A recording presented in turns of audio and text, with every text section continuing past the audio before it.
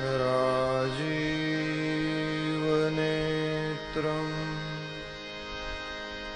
रघुवंशनाथं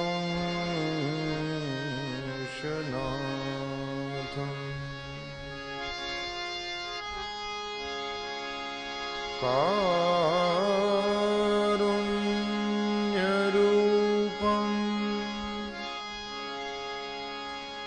करुणाकरन्तं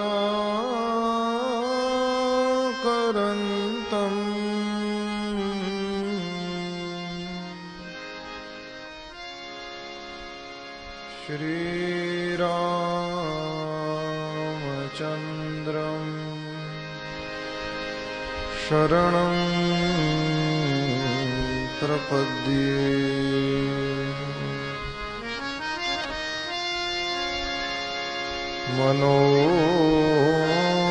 मनोजवं मारुततुल्यवेगं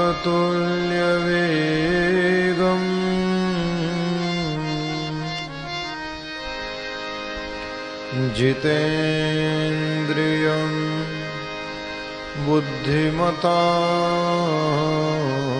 वरिष्ठम्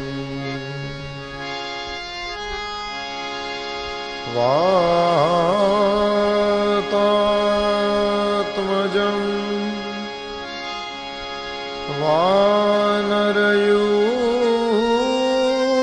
वानरयूथमुख्यं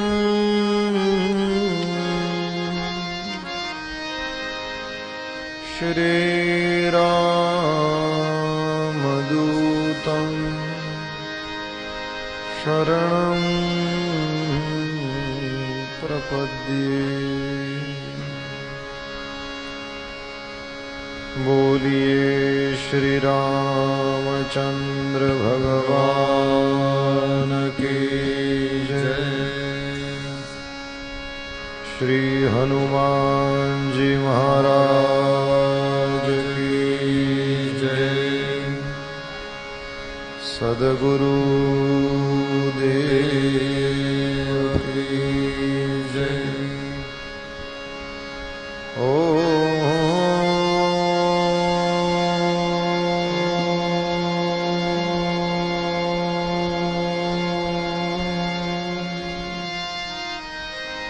नमः पार्वती पतये हर हर महादेव हर। श्री राम जय राम जय जय राम। श्री राम जय राम जय जय राम। श्री राम जय राम जय जय राम। श्री राम जय राम जय जय राम। श्री राम जय राम जय जय राम। श्री राम जय राम जय जय राम। श्री राम जय राम जय जय राम। श्री राम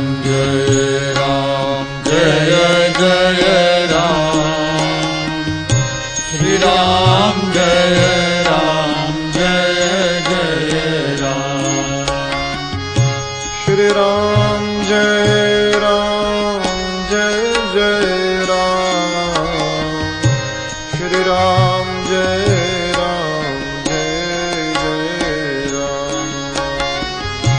श्री राम जय राम जय जय राम। श्री राम जय राम जय जय राम। श्री राम जय राम जय जय राम। श्री राम जय राम जय जय राम। श्री राम जय राम जय जय राम। श्री राम जय राम जय जय राम। श्री राम जय राम जय जय Ram. Shri Ram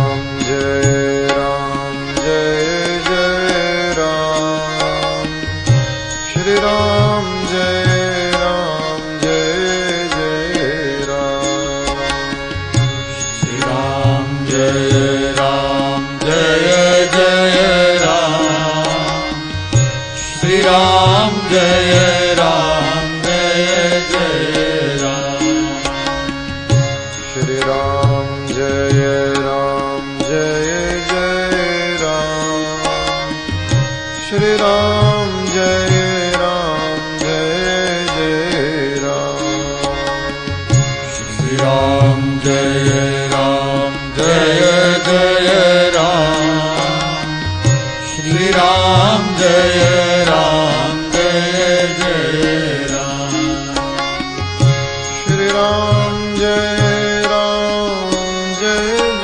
Ram Shri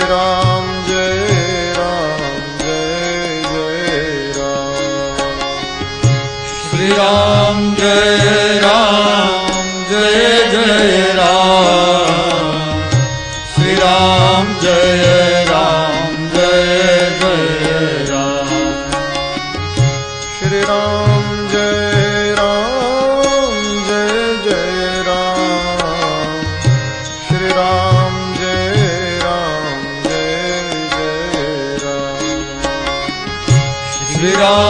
Jaya Ram Jaya Jaya Ram Shri Ram Jaya Ram Jaya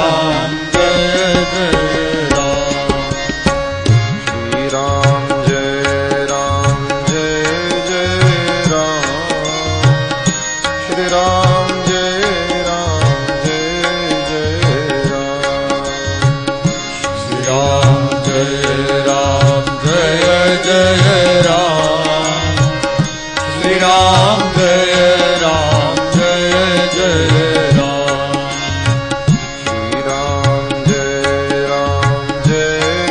Jaya Ram Jaya Jaya Ram Shri Ram Jaya Ram Jaya Jaya Ram Shri Ram Jaya Ram Jaya Jaya Ram Shri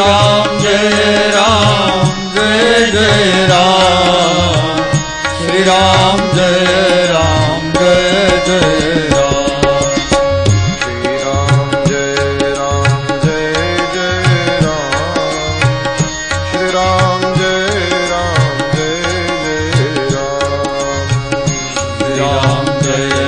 Ram Jaya Jaya Ram Shri Ram Jaya Ram Jaya Jaya Ram Shri Ram Jaya Ram Jaya Jaya Ram Shri Ram Jaya Ram Jaya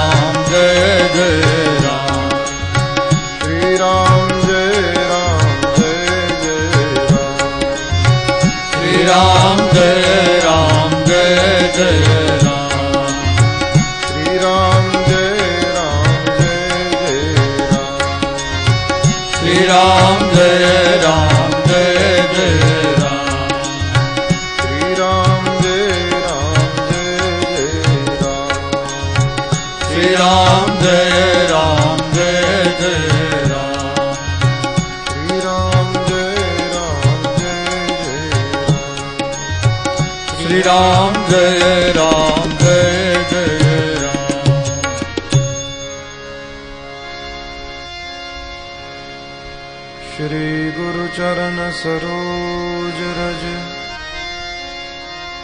निज मन मुकुर सुधारी बरनाउ रघुबर विमल यश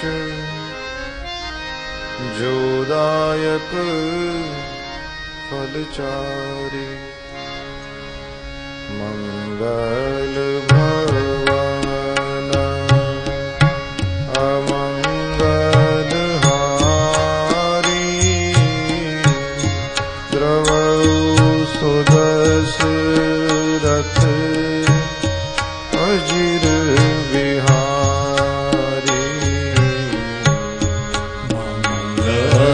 भवन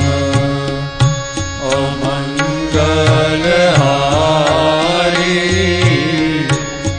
द्रवहु सुदशरथ अजीर विहारी मंगल भवन अमंगलहारी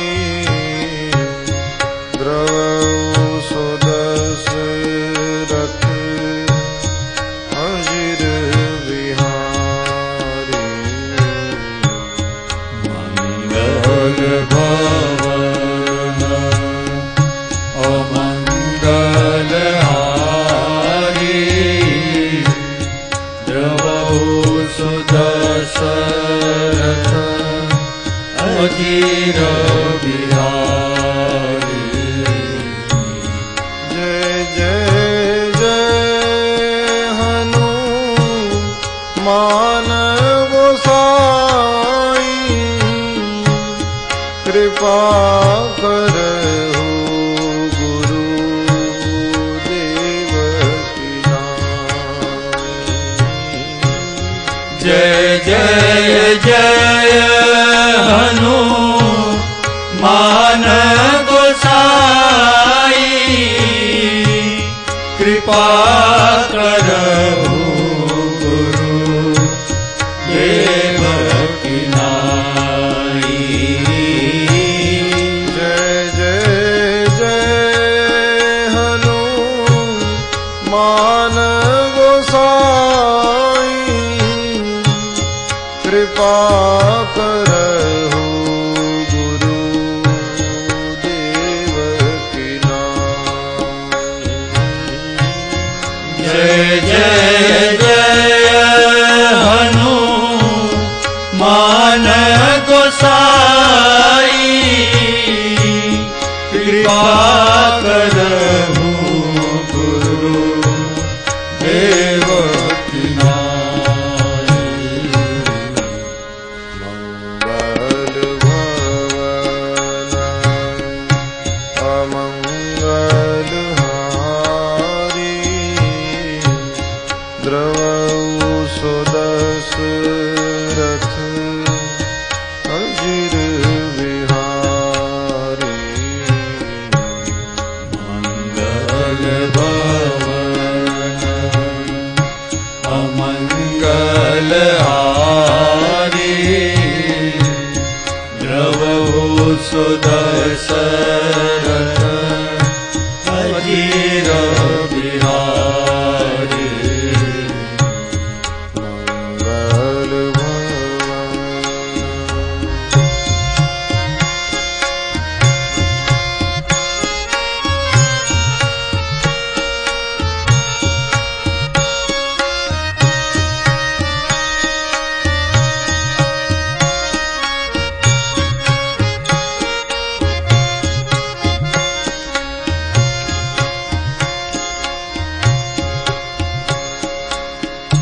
होई अकाम जो छलत जिसे भगति मोरित ही शंकर दे। मम कृत से तु जो दर्शन करही सो बिनु श्रम भव सागर तरही। राम बचन सबके जिय भाई मुनिबर निज निज आश्रम आए। गिरिजा रघुपति कै यह रीति संतत करहि प्रणत पर प्रीति। बांधा से तू नील नर नागर राम कृपा जसु भयउ जागर। बूढ़हिया नहीं बोरहि जेई भय उपल बोहित समते। महिमा यह न जलधि कई बरनी पाहन गुणन कपिन कई करनी। श्री रघुबीर प्रताप ते सिंधु तरे पाषाण ते मति मंद जे राम तजी भजहि जाई प्रभुआन। ते मति मंद जे राम तजी भजहि जाई प्रभुआन। ते मति मंद जे राम तजी भजहि जाई प्रभुआन। ते मति मंद जे राम तजी भजहि जाई प्रभुआन। ते मति मंद जे राम तजी भजहि जाई प्रभुआन। भजहि जाई प्रभुआन। भजहि जाई प्रभुआन। भजहि जाई प्रभुआन। भजहि जाय प्रभुआन। भजहि जाई प्रभुआन। भजहि जाय प्रभुआन। बोलिए हनुमान जी महाराज की जय। गोस्वामी तुलसीदास जी महाराज की जय। सद्गुरु देव की जय। मंगल निधान भगवान श्री हनुमान जी के चरणों में आदर के साथ दंडवत प्रणाम करते हुए भगवान श्री रामभद्र के चरणों में प्रेम के साथ नमस्कार एवं प्रणाम निवेदन करते हुए आप सभी को आदर के साथ प्रणाम निवेदन करते हुए आप सबके इस कथा प्रेम को प्रणाम करते हुए आइए श्रीमद् रामचरितमानस जो यह अद्भुत ग्रंथ है इसके लंका कांड का दर्शन करें। कथा प्रवाह को थोड़ा स्मृति में ले लें। भगवान श्री रामभद्र ने कहा है परम उत्तम ये जो धरनी है, ये जो पृथ्वी है, इसको देख करके मेरे हृदय में एक कल्पना होती है। और वो कल्पना क्या है? बोले मैं चाहता हूं कि करिहूं यहां शंभु स्थापना, भगवान महादेव की स्थापना करना मैं चाहता हूं। भगवान महादेव की स्थापना करी है, रामेश्वर नाम रखा गया। तो भगवान श्री हरि के द्वारा हर की स्थापना हो गई। और कहते हैं प्रभु कि जो कोई आकर के इस रामेश्वर का दर्शन करेगा वो तो अपने शरीर को जब छोड़ेगा तो सीधे मेरे लोक में आ जाएगा। कोई गंगा जल को यहां आकर के ला करके यदि चढ़ाता है तो उसको तो सायुज्य मोक्ष की प्राप्ति हो जाएगी। और भगवान ने उधर समुद्र के किनारे पर चतुर नल और नील ने मिलकर के सेतु बांधा है। गोस्वामी तुलसीदास जी महाराज कहते हैं सब लोग ला ला करके पत्थर देने लगे, नल नील रखने लगे समुद्र के जल पर, और जो खुद डूब जाए और उस पर जो चढ़ा हो उसको भी डुबा दे, ऐसे पत्थर सिंधु में तैरने लगे। ना तो ये समुद्र की महिमा है, ना तो ये पत्थरों की महिमा है, और ना ही ये बंदरों की महिमा है। श्री रघुबीर प्रताप ते सिंधु तरे पाषाण। भैया इसमें फिर गूंजने लगा, इसको काटिए और इसमें से मेरी आवाज दीजिए। इसमें से ठीक। श्री रघुवीर के प्रताप से समुद्र में डूब जाने वाले पत्थर भी तैर गए। ये श्री राम का ही प्रभाव है। नल नील ने उसको बहुत अच्छे से बनाया। अब योद्धा वानरों के समुदाय गरजने लगे और अब सेना चली है। कृपालु श्री रघुनाथ जी ने ऐसा सोचा कि मैं जरा इसके ऊपर चढ़ करके टीला था वहां पर चढ़ गए, सोचे कि मैं देखूं तो सही ये पूरा विस्तार कैसा है। तो जैसे ही रघुनाथ जी चढ़े और समुद्र को देखने लगे कि कितना बड़ा विस्तार है, और समुद्र के अंदर से बड़े बड़े जलचर आकर के मगर है, घड़ियाल है और मच्छ और सर्प और बहुत बड़े बड़े जीव एक दूसरे को खा जाएं और वो भी दूसरे से डरे, ऐसे बड़े बड़े जीव समुद्र के जल के ऊपर आ गए। श्री रघुनाथ जी का दर्शन करने लगे। रघुनाथ जी को देखते देखते वे अपने शरीर की सुधि भूल गए। उसके शरीर के ऊपर पैर रख करके वानर लोग पार होना शुरू किए, तो भी वो ना हिलते हैं, ना डोलते हैं, ना कुछ, जैसे थे वैसे के वैसे रहे। रघुनाथ जी के स्वरूप का रस वे अपने आंखों से पीने लगे। इतने ज्यादा बंदर थे कि सारे के सारे उस पुल से होकर नहीं जा सकते। तो कुछ बंदरों ने देखा कि इसमें तो अपना कब नंबर लगे और अपने को तो जल्दी से जल्दी लंका पहुंचना है, तो उड़ने लगे। और वो थे ना 5 योजन कूद सकता हूं, तो वो 20 बार कूदा तो पहुंच गया, क्योंकि अब तो पुल बन गया है। और 10 योजन जो लांग सकते थे वो 10 बार कूद गए तो पहुंच गए। और 20 योजन जो लांग सकते थे वो 5 बार कूदे। इस तरह से सेतु बंद भई भीर अति कपि नभ पंथ उड़ाही, कुछ आकाश में उड़ने लगे। इस तरह से सब लोग समुद्र के पार हो गए। और गोस्वामी तुलसीदास जी महाराज कहते हैं, सिंधु पार प्रभु डेरा कीन्हा सकल कपिन कहूं आय सुदीन्हा। समुद्र के उस पार पहुंचने के बाद श्री रघुनाथ जी ने सभी बंदर भालुओं को कहा कि बहुत भूख लगी होगी भैया, और यहां बहुत सारे अच्छे अच्छे फल वाले वृक्ष हैं, और ये राक्षस तो खाते नहीं, तो ये सारे के सारे मैंने तुमको दे दिए, जाओ और मौज करो, जिसको जो फल अच्छे लगे, जिसको जो वृक्ष अच्छा लगे, और अपना ऐसे ही समझो कि ये सब अपने बाप का ही है, तो इस तरह से खेलो, आनंद करो।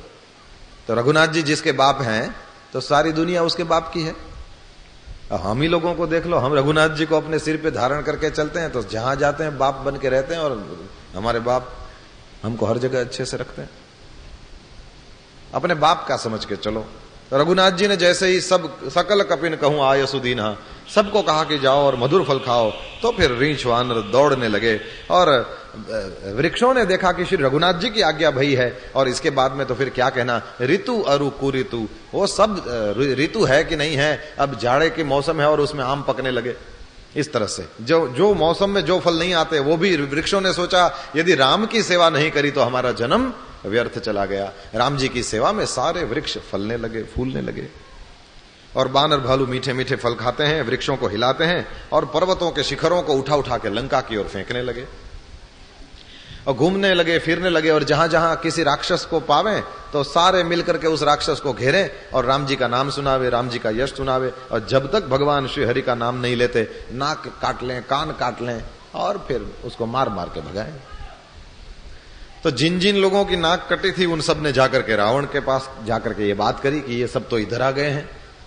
और जैसे ही रावण ने ये सुना, गोस्वामी तुलसीदास जी की कविता है, उसके 10 सिर हैं, तो क्या समुद्र पर सेतु बांध लिया, यह एक ही वाक्य बोला, लेकिन 10 मुखों से बोला। तो समुद्र के 10 नाम यहां पर, बड़ी प्रसिद्ध बात।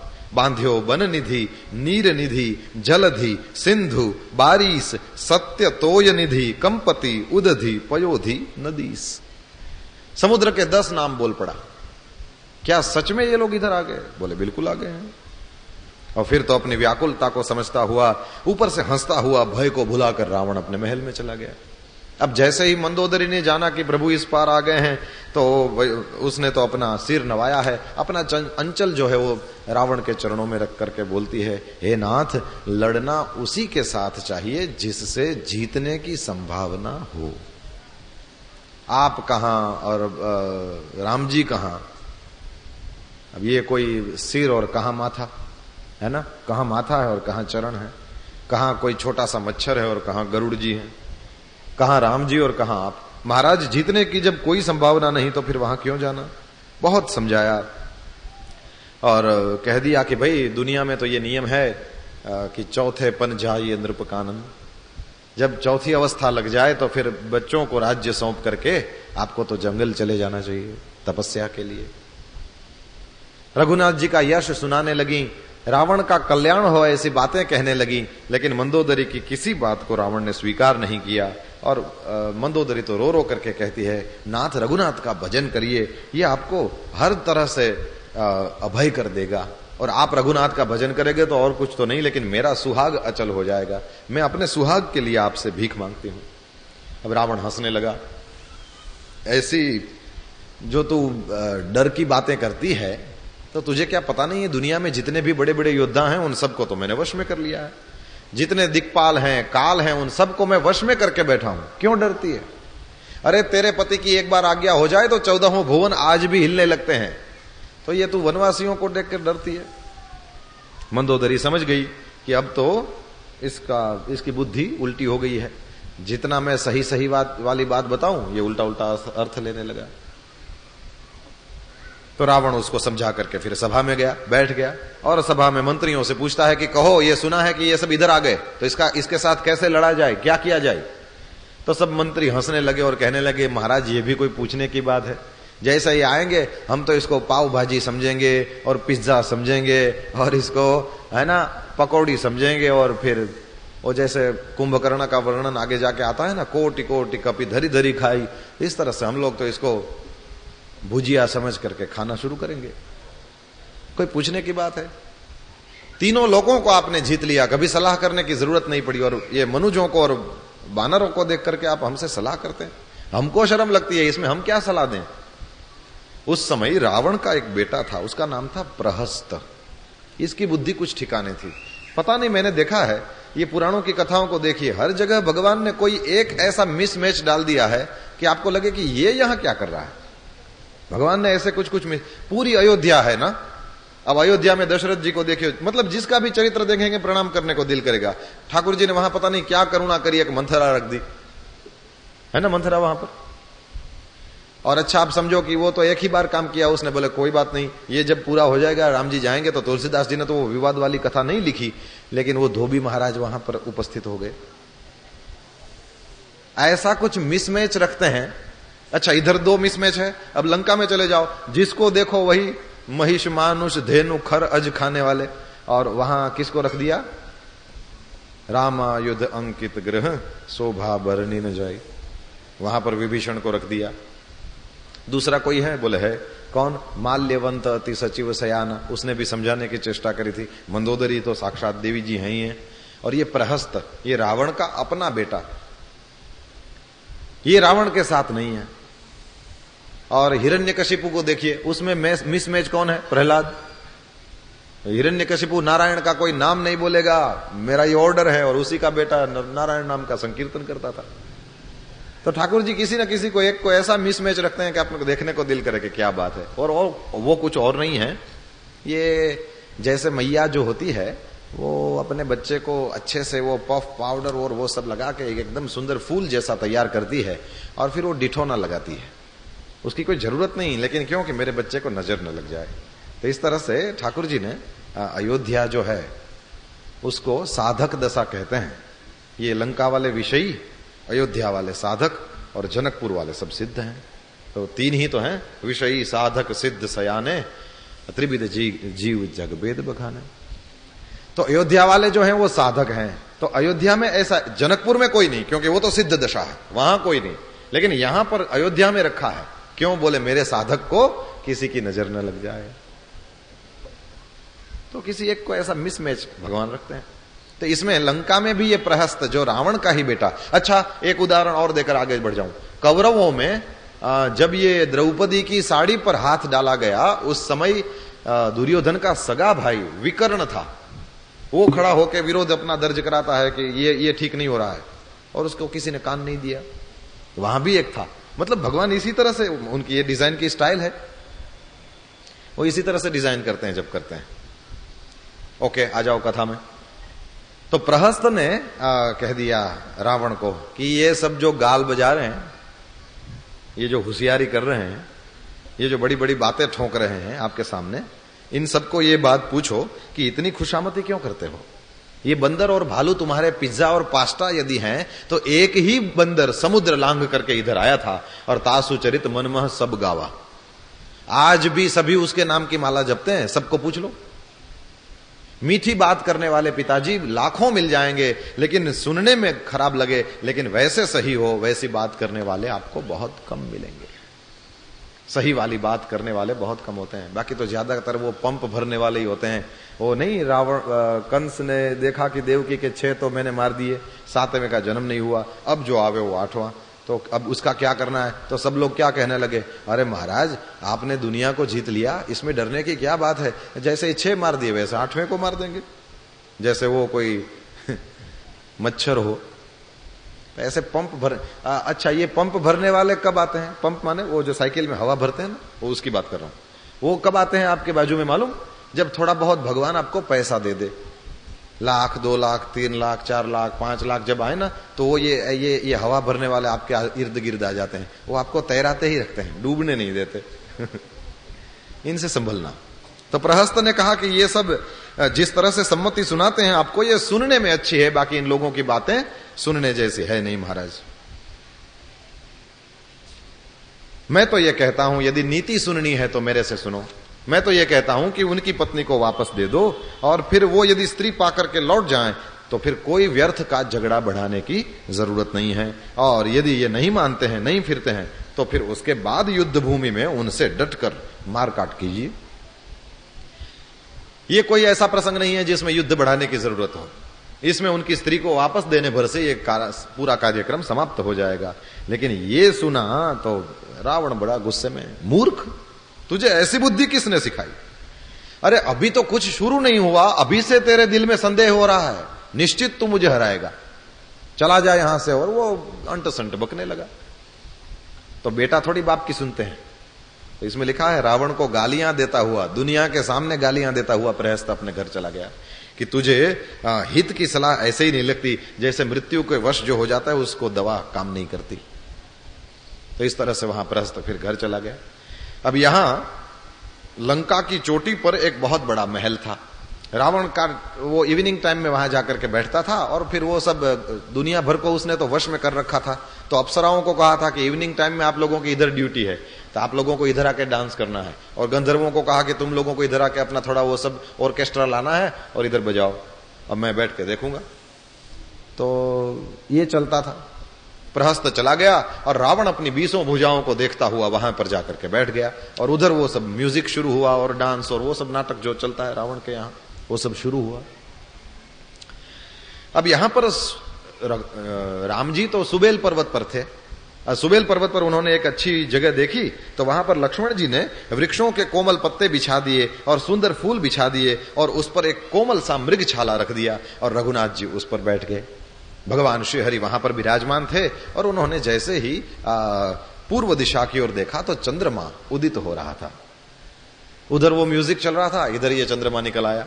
तो जैसे ही चंद्रमा निकला तो राम जी ने देखा उसकी ओर कि वाह, ये तो जैसे कोई पूर्व दिशा कोई गुफा है और उसमें रहने वाला ये कोई सिंह है, और देखो कैसा निडर है, मेरे सामने ऐसे ही प्रकट हो गया। सूर्य वंश के तिलक राम जी यहां बैठे हैं, सामने चंद्रमा बिल्कुल निडर होकर के निकल आया। अब पहाड़ की चोटी पर रहे तो वैसे भी चंद्रमा बहुत बड़ा दिखेगा और अच्छा दिखेगा, लेकिन रघुनाथ जी को थोड़ी पसंद आना है।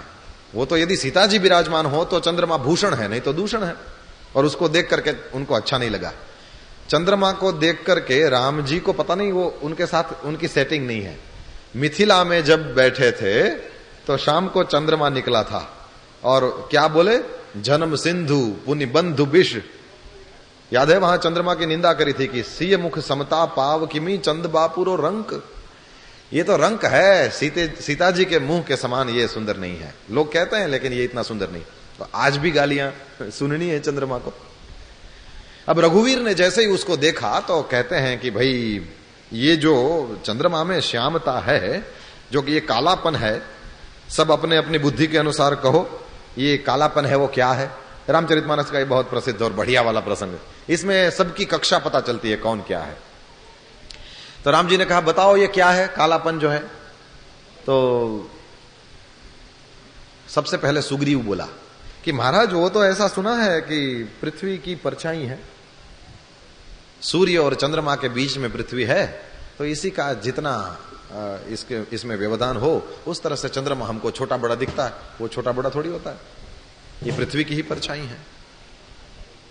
रघुनाथ जी ने कहा तू चुप रह, ये तेरा काम नहीं, इसमें कोई दिल वाला चाहिए, कोई और बोलो।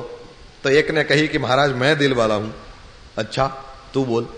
कहा महाराज इसमें क्या है कि जब चंद्रमा ने भगवान जब बना रहे थे कामदेव की पत्नी रति को, तो उस रति का चेहरा बनाने के लिए भगवान ने इसी चंद्रमा में से थोड़ा भाग, सार भाग ग्रहण कर लिया और उससे कामदेव की पत्नी रति का चेहरा बनाया। तो उतना खड्डा हो गया तो उतना काला दिखता है। रघुनाथ जी ने कहा वाह तेरी बुद्धि को भी धन्यवाद है, तू भी बैठ जा। और कोई है? कहा कि महाराज मैं पंडित हूं, पुराणों की कथा जानता हूं, बोल तू। तो कहा कि वो राहु ने मारा था ना इसको, राहु और चंद्रमा में वैर है, तो राहु और चंद्रमा एक बार भिड़ गए, इसको मारा था, तो वो वही जो घाव है वही काला काला दिखता है, वो काला है। राम जी ने कहा पता नहीं कहां कहां से उठा लाते हैं कहानियां, कहां है ये कहानी? कहा प्रभु दूसरों को क्यों पूछते हैं, आपके मन में क्या है, आप बताओ ना ये क्या चीज है। बोले मैं बताऊं? बोले ठीक है।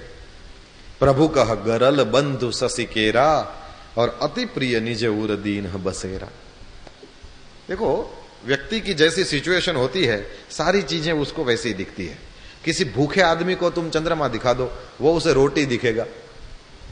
जिसकी सगाई हो गई है अभी शादी नहीं हुई, उसको वो दिखाओ तो वो कहेगा कि वो तो एकदम उसके चेहरे जैसा है। चीज एक ही है लेकिन वो दो अलग लोगों को अलग दिखती है।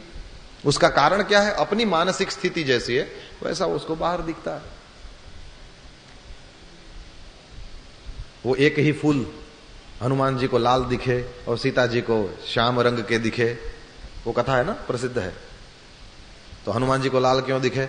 बोले वो बहुत क्रोध में थे और चाहते थे कि रावण को मैं ही खत्म कर दूं, उसी क्रोध में उन्होंने फूल देखे तो वो सब लाल दिखे क्योंकि उनकी आंखों में लाली थी। और सीता जी ने जब देखे तो उनको तो श्याम वर्ण के दिखे। क्यों दिखे? बोले उनके आंखों में वो श्याम बसा हुआ है जो कौशल्या का लाडला है, तो आंखों में श्याम थे तो वो फूल श्याम दिखे। इस तरह से रघुनाथ जी को सफेद थे तो सफेद दिखे। इस तरह से अच्छी वाली कथा आती है। तो अपने तो ये कह रहे हैं कि जैसी आपकी मनस्थिति होगी वैसी आपको परिस्थिति दिखेगी। तो राम जी ने उस चंद्रमा को देख करके कहा कि शशि ये क्या है? बोले गरल बंधु शशिकेरा। गरल जो जहर है वो तो इसका भाई है, सगा भाई है, इसलिए वो बहुत प्रिय लगता है। तो उसने अपने भाई जहर को अपने दिल में बसेरा दिया है। वो अपने अपने दिल में वो जो काला काला धब्बा दिखता है ना, वो क्या है? बोले उसने जहर को अपने हृदय में स्थान दिया है, तो वो जहर है। अरे महाराज जहर थोड़ी है, वो तो पोषण करने वाला है, साक्षात सोम है। तो महाराज जहर है? बोले हाँ। कैसे पता चला? बोले विष संजुत कर निकर पसारी झारत बिरहवंत नर नारी। उसी विष से भरे हुए अपने किरणों को ये पसारता है और जो विरहवंत नर नारी हो, जो नर और नारी बिछुड़ गए हों, उन दोनों को ये जलाता है। तो ये राम जी की अपनी सिचुएशन है, तो उन्होंने इस तरह से कहा। हनुमान जी ने कहा कि नहीं नहीं महाराज ऐसा थोड़ी है, हम बताएं। आप भी आपके मन में भी कुछ और चल रहा है इसलिए आप ये बता रहे हैं, हम बताएं क्या चीज है। बोले बताओ। देखो ये भगत है और भगत के दिल में जो बात होगी वो भगत अपनी तरह से रखेगा। तो क्या कहा हनुमान जी ने कि शशि तुम्हार प्रिय दास। महाराज जी ये जो शशि हैं, चंद्रमा जो हैं, वो कोई सामान्य नहीं है, ये आपका प्रिय दास है, आपको अच्छा लगने वाला काम करता है। और महाराज तो तव मूर्ति विधूर बसती, ये आपका दास है तो आप उसके स्वामी हो गए। और उस दास ने आप स्वामी के वो अपने हृदय में बसा रखा है। और आप तो हो नीलाम भुज श्यामल कोमलांगम, आप नीले हो तो वही वो जो दिखता है पार्ट वो आप ही हो। इस तरह से सब लोगों ने अपनी अपनी बातें रखी। इसके बाद में फिर पवन तनय के जो वचन है वो तो हनुमान राम जी को हमेशा पसंद आते हैं, तो राम जी हंसने लगे। और पूर्व दिशा की ओर से, फिर ये पूर्व है तो ये दक्षिण हो जाएगी ना तुरंत। तो राम जी ने जैसे ही इस दक्षिण दिशा में अपना चेहरा घुमाया तो वो ऐसे बिजलियां हो रही हैं और काले काले बादल मंडरा रहे हैं जैसे, और वो बादलों का उसका स्वर सुनाई दे रहा है। तो राम जी ने कहा कि इस मौसम में इस तरह से ये बादलों का गरजना और इस बिजली का कड़कना और ये सारी बातें जो हैं, लगता है कहीं ओलों की वर्षा होगी। तो विभीषण आगे आए। विभीषण ने कहा प्रभु ना तो वहां किसी प्रकार का मेघाडंबर है, ना ही कोई बिजली हो रही है, और ना ही ये गड़गड़ाहट जो आप सुन रहे हैं वो बादलों की है। बोले तो क्या है? बोले लंका शिखर ऊपर आगारा, और वहां बैठ करके रावण वो अखाड़ा देख रहा है। उसमें ये जो रावण ने अपने ऊपर वो बहुत बड़ा छत्र लगा रखा है, वही जहां लगता है कि मेघाडंबर है, वही जैसे काले काले बादल हैं। और मंदोदरी ने अपने कान में डायमंड के इयररिंग्स पहने थे। मुई कहां से लाई होगी? डायमंड है ना, डायमंड के इयररिंग्स पहने थे, तो वो चमक रहे थे। तो वो वही ऐसे लगे जैसे बिजली है। वो इधर देखे तो चमक ऐसे हो जाए, फिर चमक ऐसे हो जाए, तो ऐसे लगे बिजली है। बोले मंदोदरी ने अपने कान में जो हीरे के कर्ण फूल पहन रखे हैं उसी का ये प्रकाश है। बताओ कितने सुंदर हीरे, रियल डायमंड। जलन हो रही है ना रियल डायमंड, उसकी उसी की असर है। और ये जो आप आवाज सुन रहे हैं वो और कुछ नहीं, वो मृदंग और बीना और पखावज वो ये सब बज रहा है। तो भगवान ने अभिमान जाना तो भगवान मुस्कुराते हैं और धनुष चढ़ा करके उस पर बाण का संधान करते हैं और छत्र मुकुट ताटंक सब तब हते एक ही बाण। राम जी ने वहां बैठे बैठे जैसे ही एक बाण चलाया तो वो छत्र भी गिर गया और रावण के मुकुट भी गिर गए और वो मंदोदरी के डायमंड इयरिंग्स थे वो भी गिर गए। और वो गिर गए, पता नहीं कहां गिर गए। कोई लंका जाओ तो ढूंढना, रियल डायमंड के इयरिंग्स हैं वो भी गिर गए। अब वहां महारस भंग हो गया, कहां वो नाच गान चल रहा था और उसमें ये सब हो गया। तो सब लोग घबरा गए, अपशकुन हो गया। अरे ये क्या हुआ, क्या हुआ, कैसे हुआ। सब लोगों को चिंतातुर देख करके रावण हंसते हुए बोला, अरे सिरऊ गिरे संतत शुभ जाही, मुकुट परे कस असगुनता ही। यदि जिसका सिर गिरता रहा हमेशा उसका भी कभी असगुन नहीं हुआ तो फिर मुकुट पड़ गए उसमें क्या बात है। वो खुद अपने सिरों को काट करके महादेव जी के चरणों में रखा ना, इसलिए तो उसको 10 सिर मिले। तो इस प्रकार सबको बता करके कहता है जाओ सो जाओ, अब कुछ आगे सोचने की जरूरत नहीं। लेकिन मंदोदरी के दिल में वो डर बैठ गया। कुल मिला के लंका कांड में देखिएगा एटलीस्ट 4 बार मंदोदरी ने एकांत में रावण को समझाने की चेष्टा करी है। इसका मतलब यह है कि अपने ही घर में से यदि कोई उल्टे रास्ते चढ़ गया हो तो उसको समझाने में 4 बार तो क्या 40 बार भी समझाने में थकना नहीं चाहिए। कुछ यदि अपमान कर दे, कुछ वो कर दे, कुछ भी कर दे। रावण कभी तो डांटता था, कभी सुनता नहीं था, कभी उसको कहता था कि तुम मेरी प्रशंसा कर रही हो, इधर उधर की बातें करता था, माना नहीं कभी। लेकिन मंदोदरी ने अंत तक उसका साथ भी नहीं छोड़ा और कभी नहीं कहा कि फिर जाओ भाड़ में। कभी उसको गाली नहीं सुनाई, कभी उसको उसका अपमान नहीं किया, न कभी कुछ और कहा। मंदोदरी उसको समझाती ही रही। एक बार समझा लिया, अभी फिर जैसे ही वो हुआ तो मंदोदरी के मन में ये हुआ कि अब मुझे अपने पति को फिर समझाना चाहिए। तो फिर कहती है, हे प्रियतम, आप राम जी से वैर छोड़ दीजिए, राम जी से विरोध छोड़ दीजिए, राम जी तो विश्वरूप हैं। इस तरह कह करके उनके चरणारविंद हैं वो पाताल है और उनका सिर जो है वो तो अजधामा सत्यलोक है। इस प्रकार से मंदोदरी ने बहुत वर्णन किया। फिर रावण नहीं माना। अब इधर भगवान श्री हरि सुबेल पर्वत पर जागते हैं सवेरे और फिर मंत्रियों को बुलाते हैं और कहते हैं कि अब बताओ क्या करना चाहिए। तो जांबवान ने कहा, महाराज सब काज अपने आप ही सिद्ध है, बस हम आपको सलाह देते जा रहे हैं। महाराज क्या सलाह है? बोले हम ये सलाह देते हैं कि अंगद को भेजिए और वो जाकर के आपका दूत बन के जाए और वहां क्या क्या है सलाह करके वो वापस आए।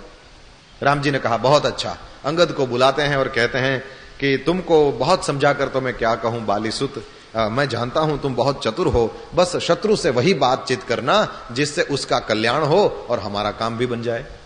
काज हमार तासु हित होई, यही करना है आपको। तो हनुमान अंगद जी राम जी की आज्ञा को पाकर चले हैं। अब लंका में जैसे ही उन्होंने प्रवेश किया तो सबसे पहले रावण का कोई बेटा मिल गया। तो वही बात बात में थोड़ी वो लड़ाई होने लगी और फिर इन्होंने तो इनको मार दिया। जैसे ही रावण के बेटे को मार दिया, लंका में वो जिसके सामने अंगद जी पड़ जाएं, जिसको भी अंगद जी देख ले वही सूख जाता था।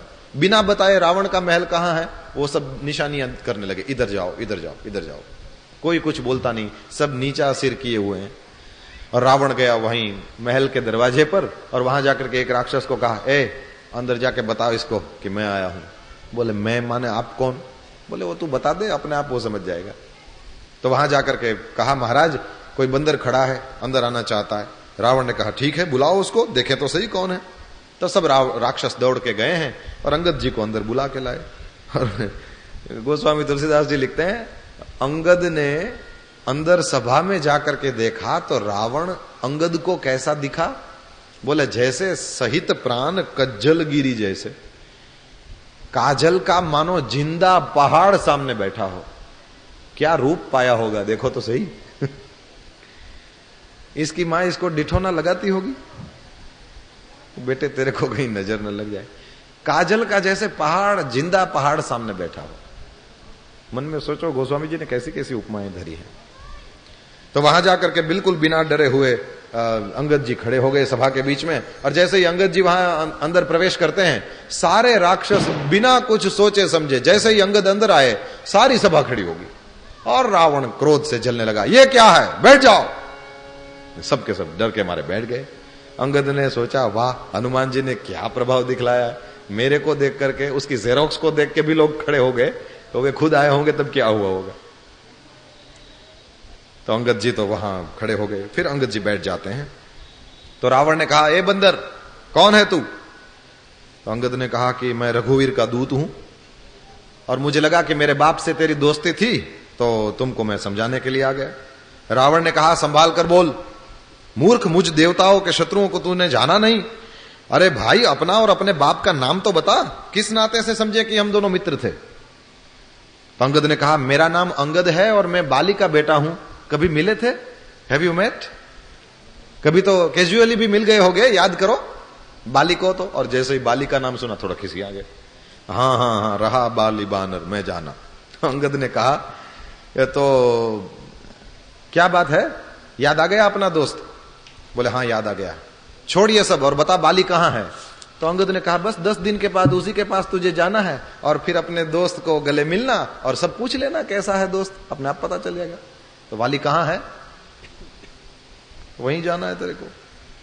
रावण क्रोध में भर गया, अरे दुष्ट, मैं तेरे सब कठोर वचन इसलिए सह रहा हूं कि मैं नीति और धर्म को जानता हूं।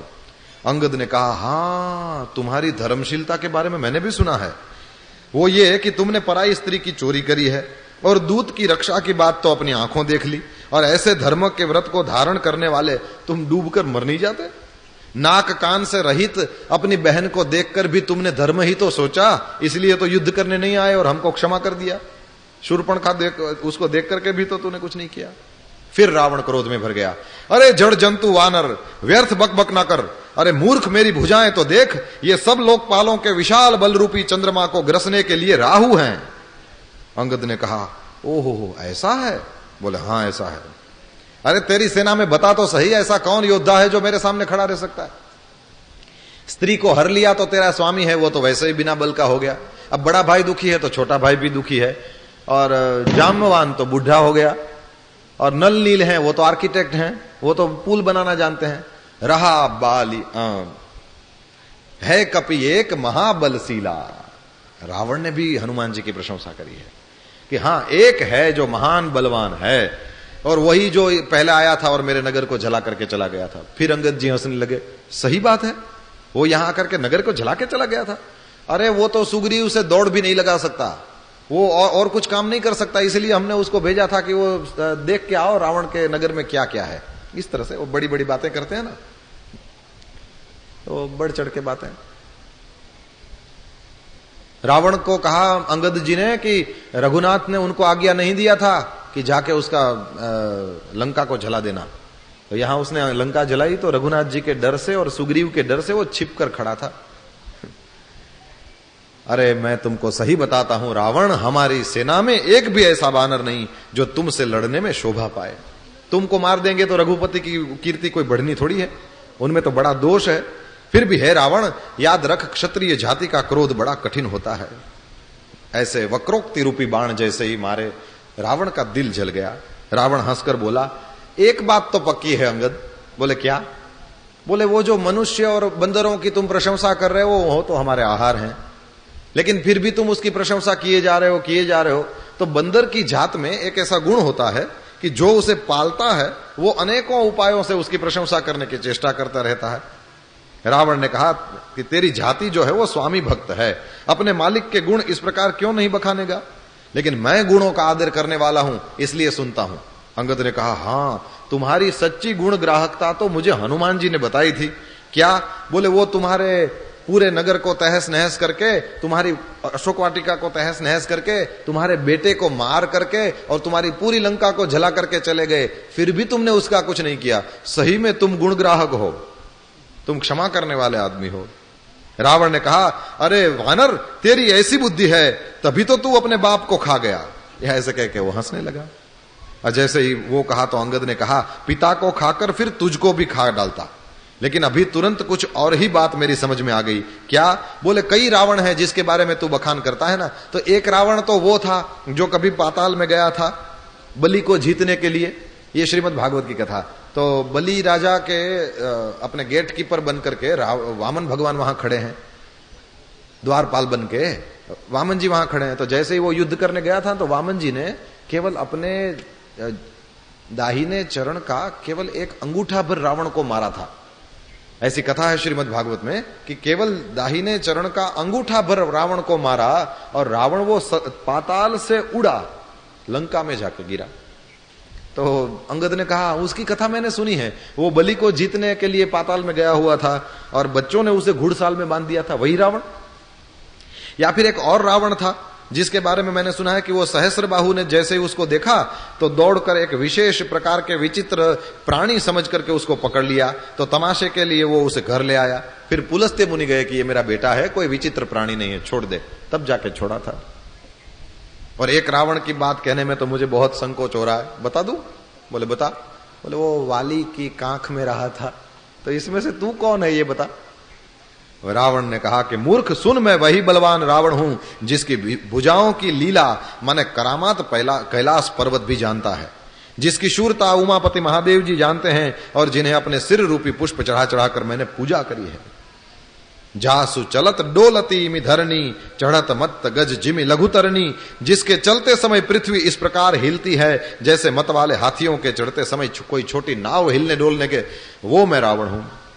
और ऐसे कहा कि असभ्य तुच्छ बंदर, मैंने तेरा ज्ञान जान लिया। जैसे ही रावण ये बोला तो फिर अंगद और क्रोध में भर गए। अरे नीच अभिमानी, सोच समझ करके तो बोल। अरे जिनका फरसा सहस्र बाहु की भुजाओं रूपी अपार वन को जलाने के लिए अग्नि समान था, उनको उन परशुराम जी का गर्व भी जिन्हें देखते ही भाग गया, उसको तू मनुष्य कहता है? ये मनुष्य थोड़ी है। जिसने पूरा तेरा नगर जला दिया उस हनुमान जी को तू वानर समझता है, जो केवल फूलों का बाण चढ़ा करके पूरी दुनिया को अपने वश में कर लेता है और वासना का नाच नचाने लगता है, उस कामदेव को तुम केवल धनुर्धारी समझते हो।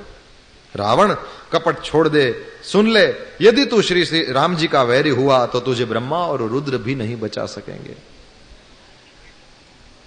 रीछ वानर तेरे उन गेंद के समान अनेकों सिरों से चौगान खेलेंगे। जब श्री रघुनाथ जी युद्ध में कोप करेंगे, उनके अत्यंत तीक्ष्ण बहुत से बाण छूटेंगे, तब तेरी ये होशियारी क्या चलेगी? अब भी समझ जा, रावण बहुत अधिक जल उठा है।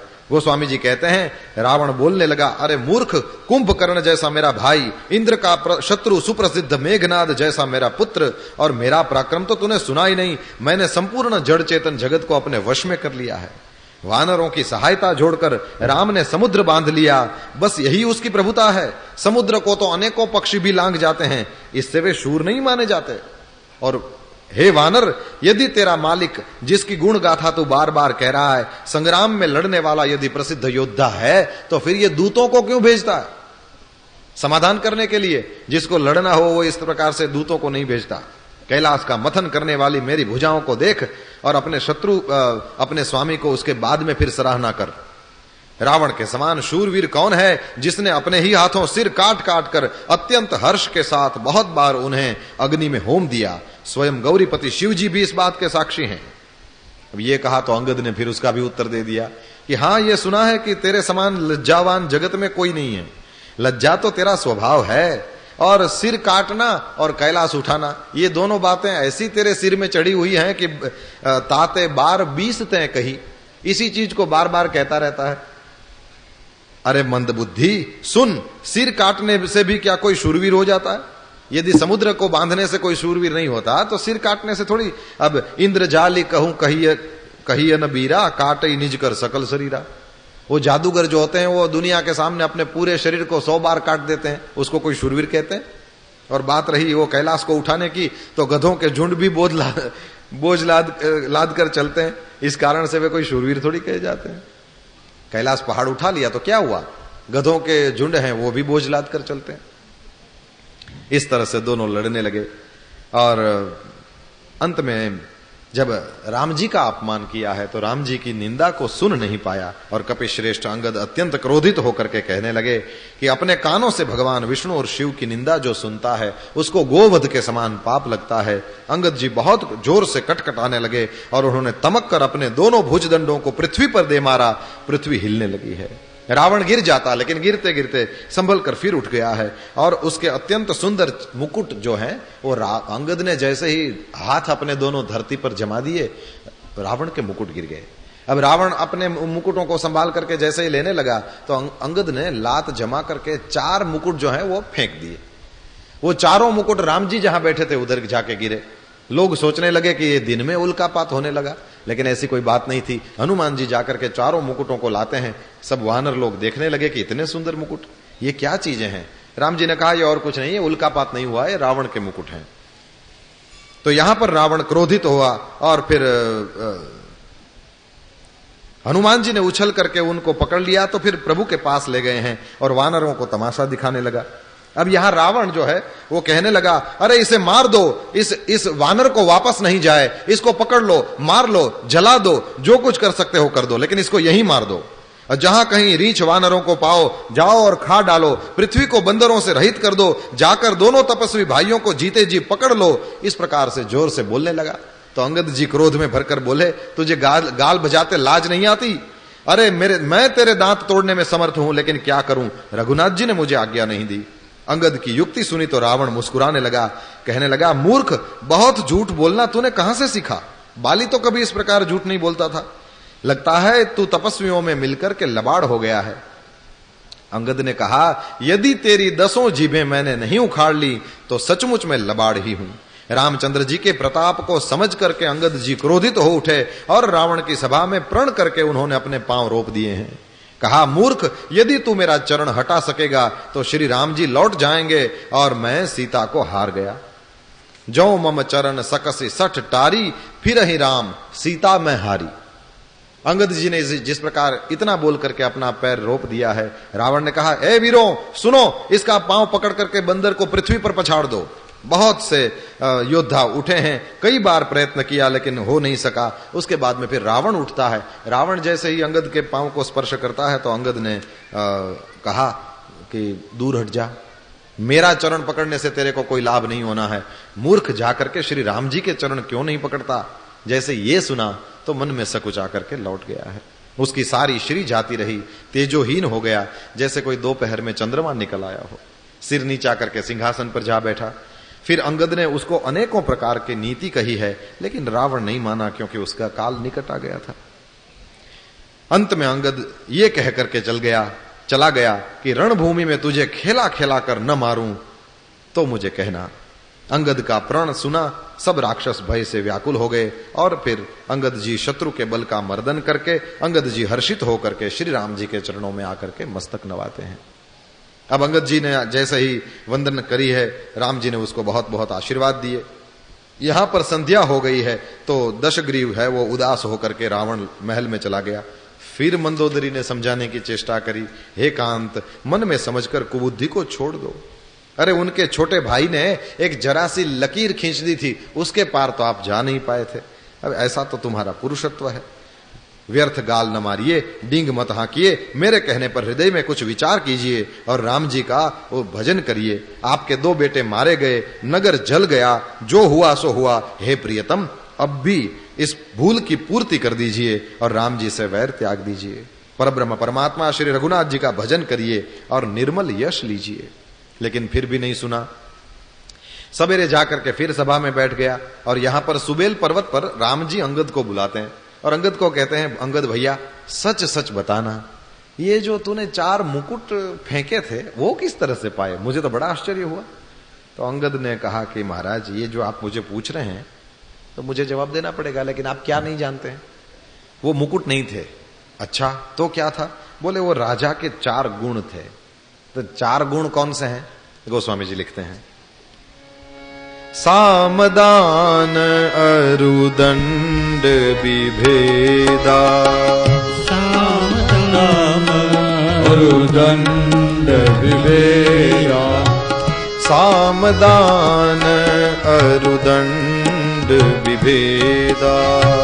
साम दाम और दंड विभेदा। नृप उर बसहि नाथ कह बेदा। नृप उर बसहि नाथ कह बेदा। नृप उर बसहि नाथ कह बेदा। नृप उर बसहि नाथ कह बेदा। नीति धर्म के चरण सुहाए। नीति धर्म के चरण सुहाए। नीति धर्म के बचरण सुहाए। नीति धर्म के बचन सुहाए। अस जिय जानी नाथ पहि आए।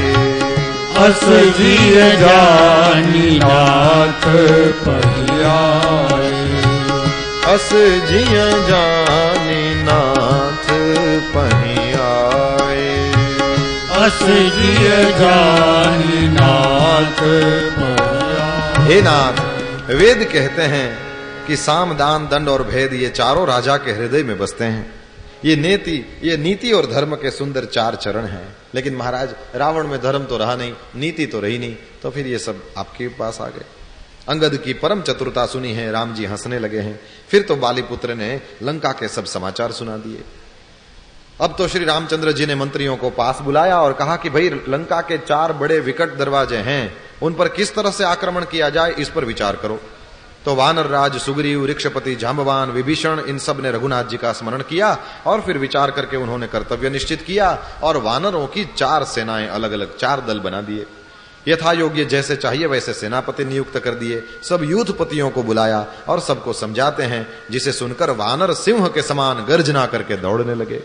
हर्षित होकर आते हैं, राम जी के चरणों में मस्तक नवाते हैं और फिर पर्वतों के शिखर लेकर सब वीर दौड़ते हैं और कौशल राज श्री रघुवीर की जय हो कह करके भालू और वानर गरजने लगे, ललकारने लगे।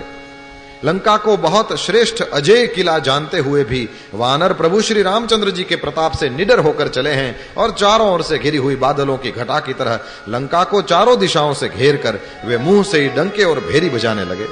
वानर भालू सिंह के समान श्री राम जी की जय, लक्ष्मण जी की जय, वानर राज सुग्रीव की जय ऐसी गर्जना करने लगे। लंका में बड़ा भारी कोहराम मच गया। रावण आया है और रावण ने सुन करके कहा, वानरों की ढिठाई तो देखो। ये कहते हुए हंसकर अपने वो सब राक्षसों की सेना बुला ली। कहा कि मेरे राक्षस सभी भूखे हैं, विधाता ने इन्हें घर बैठकर ही भोजन दे दिया। ऐसा कहकर के उस मूर्ख ने अट्टहास किया है और बोला, हे वीरों, सब लोग चारों दिशाओं में जाओ और रीछ बानर जो कुछ हाथ में आए पकड़ पकड़ कर खाने लगो। आज्ञा मांग कर दुधारी तलवार, परिघ और पहाड़ों के टुकड़े लेकर के राक्षस चलने लगे। जैसे मूर्ख मांसाहारी पक्षी होते हैं, वो लाल कलर का कोई पहाड़ देख करके उसको मांस समझ करके उस पर टूट पड़े, इस तरह से ये मूर्ख सब बेसमझ राक्षस दौड़ने लगे। अनेकों रणधीर राक्षस परकोटे पर और कंगूरों पर चढ़ गए हैं और अगणित भेरी और नफीरी बजने लगी और वानर और भालुओं के समूह उन्होंने देखे। जैसे ही देखा तो रीछ और वानर दौड़ने लगे हैं और घाटियों को कुछ नहीं गिनते, पहाड़ों को कुछ नहीं गिनते, पहाड़ों को फोड़कर भी रास्ता बना लेते हैं, कटकटाते हैं और गरजते हैं। तो फिर इधर रावण की और उधर श्री राम जी की दोहाई बोली जा रही है और जय जय ये ध्वनि होते ही लड़ाई छिड़ गई। गोस्वामी तुलसीदास जी महाराज लिखते हैं, धरि कुधर खंड प्रचंड मरकट,